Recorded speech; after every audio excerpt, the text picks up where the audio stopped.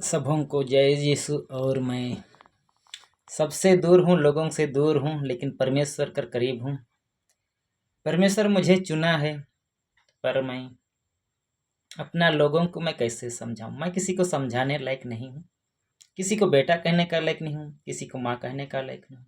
सब कोई मुझे अलग नज़र से देखते हैं, लेकिन मेरे साथ परमेश्वर ने साथ देता है। परमेश्वर को मैं धन्यवाद देता हूँ। सब कोई छोड़ देंगे, लेकिन तुझे मैं नहीं छोड़ पाऊंगा बोलता है परमेश्वर। मेरे साथ रहता है, सबके दिल में रहता है, लेकिन परमेश्वर को हम लोग जगह दे नहीं सकते हैं। ताकि मैं भी परमेश्वर से दूर भटकता रहता था। जब मुझे भटक रहा था, उस समय कोई मुझे रास्ता नहीं, लेकिन रास्ता दिखाने वाले थे। लेकिन उन लोगों को भी धन्यवाद देते हैं। जिस तरह तुम सच्चाई को जानोगे बोले, मैं उनको सच्चाई को जानता हूँ। हर एक चीज़ के लिए जितना भी पाप में डूबे हुए लोग मेरे पास आने के लिए परमेश्वर बुलाता है, लेकिन हम लोग को कमज़ोर ही हैं।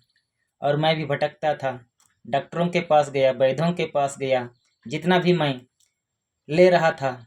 और रास्ते में भी दर्जन दर्जन केला ले रहा था, नारियल ले रहा था, अगरबत्ती सब रास्ते में भी कहीं पर गिरा दिया। और मैं चल के आगे देखा, जब पहुंच गया तो देखा तो कुछ भी नहीं है। मैं लौट के आया परमेश्वर के पास। प्रभु मैं जा रहा था कि वैद्य के पास, भैया भगतों के पास जा रहा था मैं और मेरे सबका, लेकिन मेरा जीवन में परमेश्वर नहीं छोड़ा। जितना भी मैं अलग अलग दिशा में गया, डॉक्टरों के पास भी गया, वैद्यों के पास भी गया, कोई इलाज नहीं है।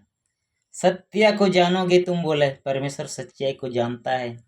जो भी मेरे को अलग नज़र से देखते हैं, ताकि मेरे पास कुछ ना रहता, परमेश्वर मुझे सब कुछ दे दिया है। मांगने से पहले सब कुछ देता है।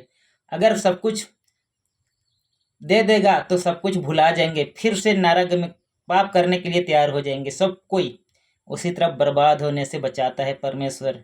इस घर को बनाने में लिए के लिए मैं कम से कम 5 साल लगा मुझे। 5 साल नबीना किए थे 2016 में। नबीना प्रार्थना, इस तरफ से तुम उपवास करोगे उसका परहेज पाओगे, उपवास नहीं करोगे परहेज नहीं पाओगे। तो मैं 2016 से संघर्ष किया हूँ, और 2022 में घर बना है। अभी तक प्लास्टर उलास्तर नहीं हुआ है, लेकिन मैं घर तो बना लिया, लेकिन चर्च नहीं जाता था, कारण मजबूरी था। घर तो मिल गया, मैं गिरजा जाके क्या करूँगा, लेकिन प्रार्थना करता था। लेकिन फिर मुसीबत खड़ा हो गया। किस तरफ से कम मुझे 100 पहुँचने में कम से कम 20 ठू की ज़रूरत था। तो उस समय मेरा शुगर, हमेशा देखते होंगे मेरा शुगर अभी भी है 40 ठू जैसा, लेकिन कुछ कारण से बीमारी जादू टोना का शक्ति से मर गया। कोई इलाज कुछ काम नहीं कर रहा, टैबलेट इंजेक्शन कुछ। इसीलिए मैं बोलता हूँ, अब तक कुछ भी उस समय किया था, लेकिन अब नहीं करता हूँ। इसीलिए बोलता हूँ मुफ्त इलाज। इसीलिए मुझे तो संघर्ष, मुझे पैसा, इतना बड़ा घर बनाने के लिए मुझे औकात नहीं था, साइकिल खरीदने के लिए मुझे ताकत नहीं था। आज 2-2 ठू गाड़ी खरीद चुका हूँ, देखते होंगे। अपना दिल का बात कैसे बताऊंगा। मुझे लोग बोलते थे, लड़की उड़की देखने जाते थे, उस तरफ से बोलते थे हार ना फार, बोलते थे सादरी से, जैसे कि हाल जोतते हैं उसको, नहीं है इसके पास, क्या खिलाएगा क्या खाएगा, रहने का ठिकाना नहीं है। तो उसी तरह मैं बचपन से, मेरा बाप तो गुजर गया हूँ, लेकिन मेरा माँ है, वो भी मेरे को ठुकरा के चला गया।